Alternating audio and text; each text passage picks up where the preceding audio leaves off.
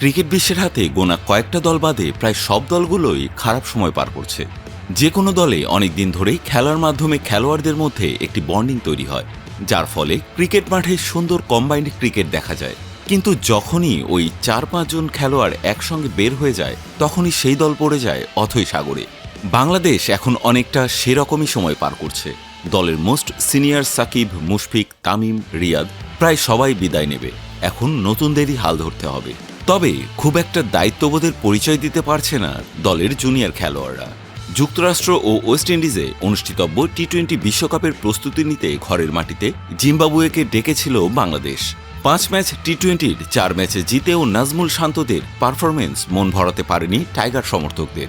শেষ ম্যাচে দুর্বল জিম্বাবুয়ের বিপক্ষে সব বিভাগে নিজেদের ঝালিয়ে নেয়ার মোক্ষম সুযোগ ছিল। তবে সিরিজের শেষ টি-20-তে ছন্নছাড়া পারফরমেন্স দেখালো টিম বাংলাদেশ।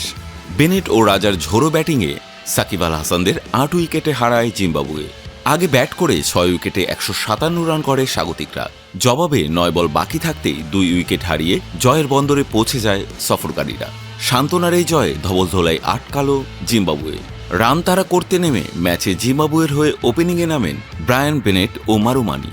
শুরু থেকেই বাংলাদেশি বোলারদের ওপর তাণ্ডব চালাতে থাকে ব্রায়ান বেনেট, আর তাকে যোগ্য সঙ্গ দিতে থাকেন আরেক ওপেনার মারুমানি। ব্রায়ান বেনেটের ঝোড়ো ব্যাটিংয়ে ভর করে 4 ওভারেই 38 রান তুলে নেন সফরকারীরা।